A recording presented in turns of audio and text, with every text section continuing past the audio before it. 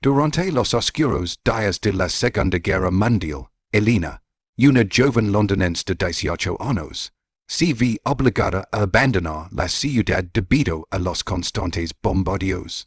Sus padres, temiendo por su seguridad, la envían en un tren de evacuación hacia la costa sur de Inglaterra, donde el gobierno ha dispuesto refugios temporales para los niños y jóvenes.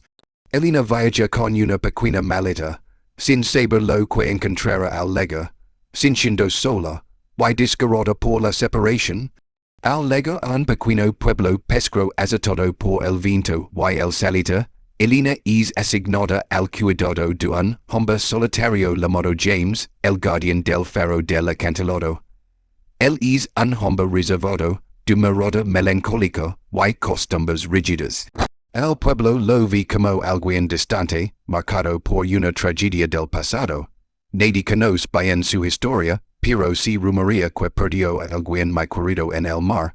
El Faro, una estructura majestuosa y a la vez sombría, se convierte en el nuevo hogar de Elena. Aunque al principio la relación entre ambos es tensa, y llena de silencios incómodos, Elena no tarda en percibir que James no es cruel, sino herido. Él le da espacio, le muestra los reglas básicos del lugar, y se asegura de que tenga todo lo necesario, pero mantiene una distancia emocional evidente. A pesar del frío de su trato, hay algo en su mirada que despierta en Elena una extraña curiosidad. Es la del mundo exterior, sin más compañía que el mar y los gaviotas. Elena comienza a observar a James desde la distancia. Lo vi subir y bajar las escaleras del Faro con una rutina casi ritual, siempre en silencio, siempre con el mismo gesto de nostalgia. La guerra parece quedar atrás en es rincón del mundo, pero dentro de cada uno de ellos, hay batallas personales aún más profundas. Poco a poco, Elena intuye que su presencia ha alterado la calma estancada de James, y que tal vez en es Faro, ambos tienen la oportunidad de comenzar algo nuevo, aunque aún no lo sepan. Una tarde diluvia, mientras James se encuentra en el pueblo abasteciendo de víveres, Elena explora el Faro con más libertad de la habitual. Sub los estrechos escalones de piedra que conducen a la linterna, y detrás de un estante polvoriento, encuentra una pequeña colla de madera cerrada con una simple cuerda. La curiosidad la vence. Al abrirla, descubre una colección de cartas cuidadosamente dobladas, todas dirigidas a una mujer llamada Margaret. Las fechas varían, algunas escritas años atrás, todas firmadas por James. Elena comienza a leer las cartas, fascinada por la ternura y desesperación que transmiten. James escribe con una sensibilidad que contrasta con su actitud reservada. En las cartas habla del mar, del dolor de la espera, de los recuerdos compartidos con Margaret. Algunas misivas están llenas de esperanza, otras cargadas de tristeza por la ausencia. Con cada palabra, Elena siente que accede a un mundo secreto, profundo, que James ha mantenido oculto incluso de sí mismo. Conmovida por la intensidad del amor que aún vive en esos textos, Elena siente una extraña conexión con Margaret. Como si de alguna manera ambas compartieran un mismo lugar en el corazón de James. Entonces, movida por un impulso que no logra explicar, toma una hoja en blanco y responde una de las cartas, escribiendo como si fuera Margaret. Su respuesta no es una mentira cruel, sino un intento de consolar, de dar cierre a un amor que parece suspendido en el tiempo. Deja la carta entre los demás y no dice nada. A los pocos días, James la encuentra, y aunque se sorprende, asume que es una respuesta tardía enviada por Margaret antes de desaparecer. Algo en esa respuesta, de lo toque profundamente. Decide escribir una más, alentado por la ilusión de que quizá ella, en algún rincón del mundo, aún piensa en él. Sin saberlo, comienza un nuevo intercambio, uno que lo transforma lentamente. Elena, aunque sabe que lo que hace no está bien, no pude dejar de escribir. Y con cada carta, siva enredando más en una red de sentimientos que crece en silencio.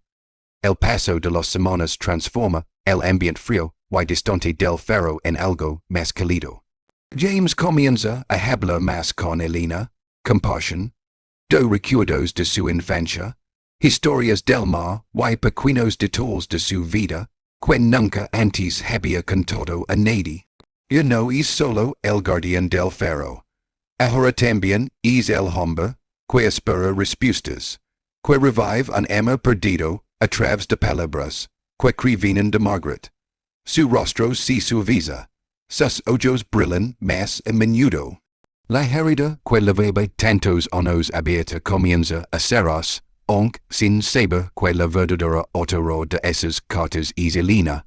Por su parte, Elena vive una contradicción diaria. Por un lado, se siente culpable por alimentar una ilusión construida sobre una mentira piadosa. Por otro, no puede negar que se está enamorando de James.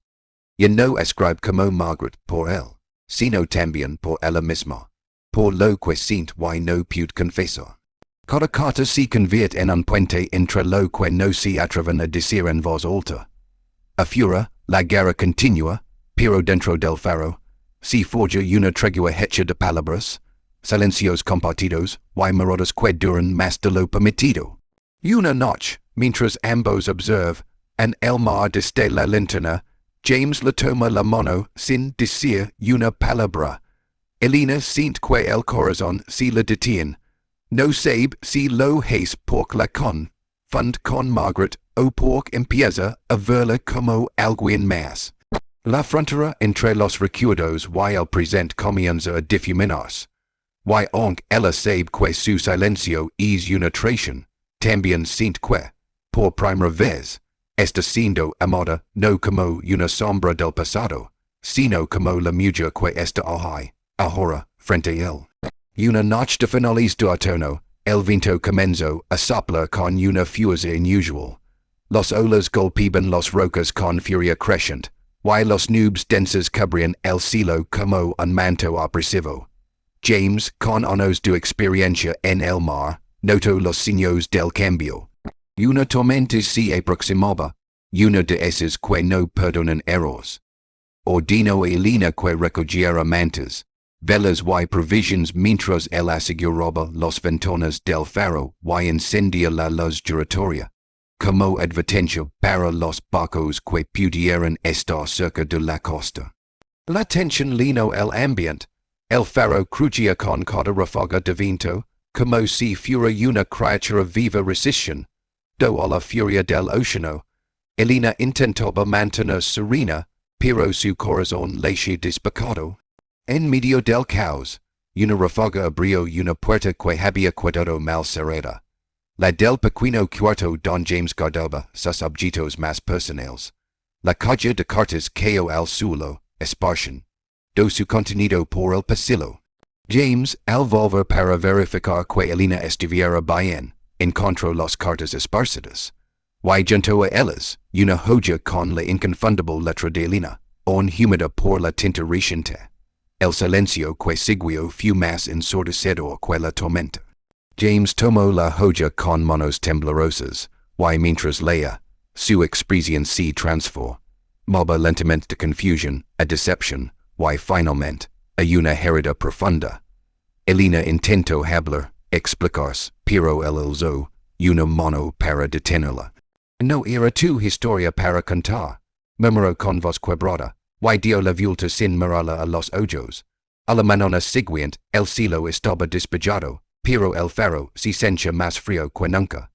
James no dijo una sola palabra mientras ayudaba a Elena a empacar sus cosas. La llevó al pueblo sin despedidas, sin una mirada.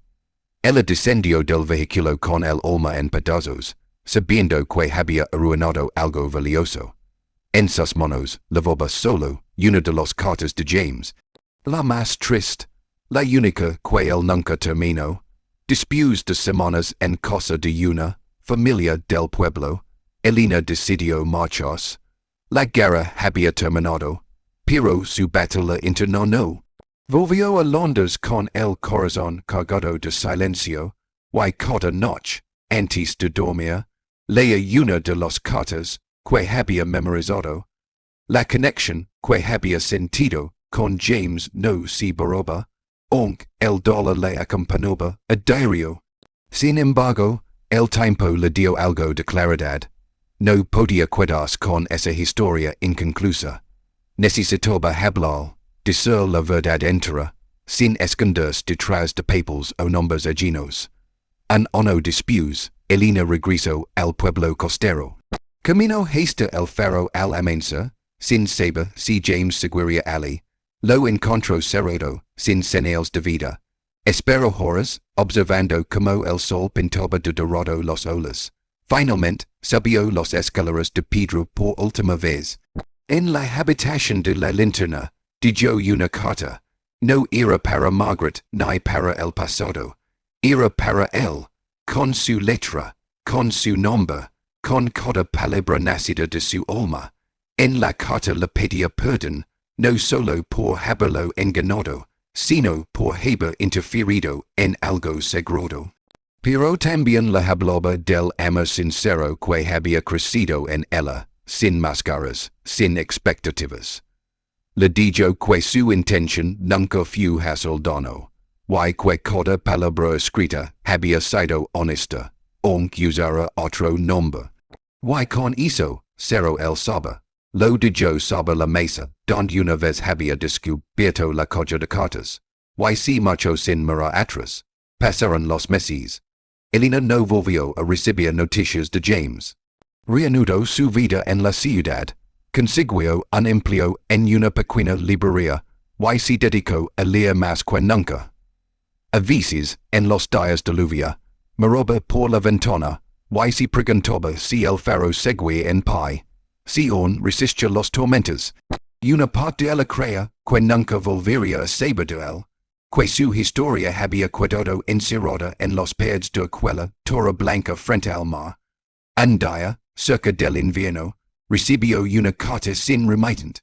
El sobre tenía solo una palabra, ven. Sin pensarlo, hizo las maletas. Al llegar al pueblo, lo encontró igual de silencioso. Pero al mirar hacia el acantilado, el corazón le dio un vuelco. La luz del faro brillaba. Subió apresurada la colina y, al abrir la puerta, lo vio. James estaba allí, esperándola, con la caja de cartas sobre la mesa, y el último sobre que ella había dejado, ahora abierto, colocado con cuidado a un lado. No dijo nada de inmediato. Solo la miró como si fuera la primera vez, pero con todo el peso del pasado redimido. Le explicó que había leído su carta tantas veces que la sabía de memoria, que al principio sintió rabia, pero después entendió. Lo que lo había conmovido no era la ilusión de Margaret, sino la voz que se colaba entre las líneas, la de Elena. Se sentaron en silencio, esta vez sin mentiras, sin barreras. Afuera, el mar seguía moviéndose, eterno, impredecible. Dentro, solo quedaban dos personas que, a través de palabras prestadas, encontraron su verdad. Y esa noche, por primera vez, el faro no solo guió a los barcos en la oscuridad, también iluminó el inicio de una nueva historia.